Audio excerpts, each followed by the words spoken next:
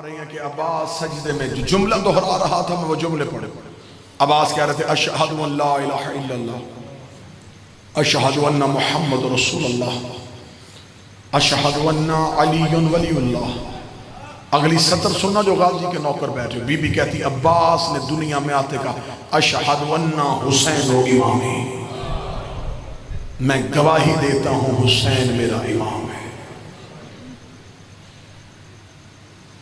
علی نے مانگا تھا بیٹیوں کے پردے کی خاطر.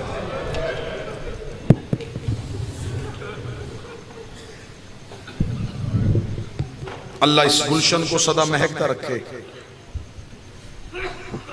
شہزادی اس صحن کو کبھی کسی بد نظر کی نظر نہ لگے.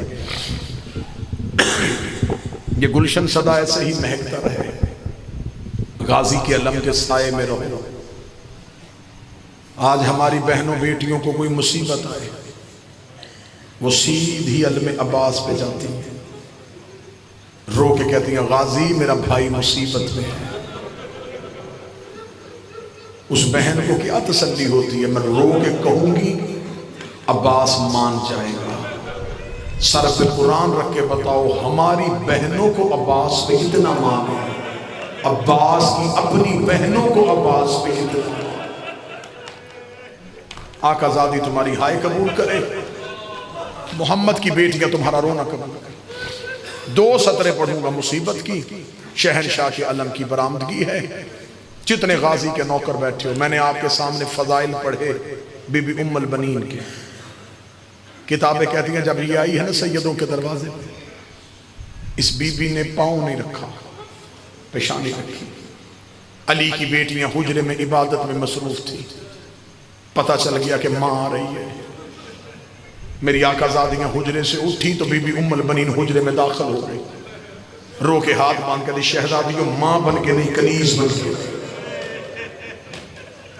اللہ نے ام البنین کو عباس جیسا بیٹا دیا. اب میں تمہارے رونے کے لیے جملہ پڑھوں. کتابیں کہتی ہیں عباس اتنا زمین پہ نہیں چلا جتنا بہنوں کے ہاتھوں میں رہا.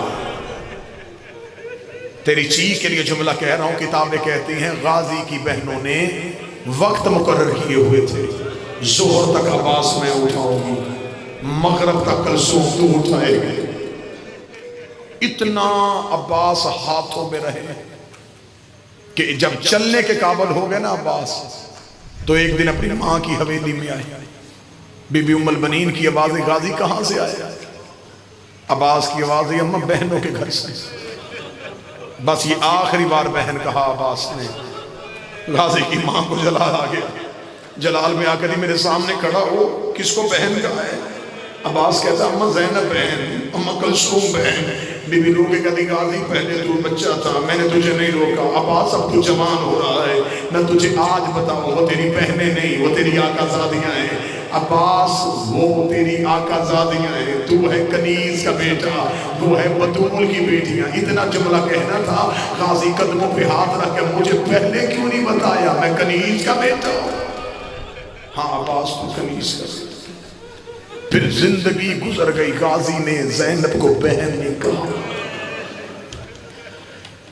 حسرت رہی علی کی بیٹی کی کہ عباس بہن کہے. جب بھی بی بی کہتی عباس مجھے بہن کہہ رہا ہو، کہتا کیسے کہوں، میری ماں کا حکم ہے. اتنی وفا کی ہے بی بی ام البنین نے. جو کربلا کے ظاہر بیٹھے وہ میری گواہی دینا. آج بھی مولا عباس کی ذری پہ جائیں نا جی، دائیں ہاتھ ایک دروازہ ہے، اسے کہتے ہیں باب ام البنین. یہ مولا عباس کی ذری کے دروازوں میں سے ایک دروازہ ہے. وہاں باقاعدہ نام نہیں لکھا ہوا، اس کی نشانی یہ ہے. وہاں لوگ نماز پڑھ رہے ہوتے.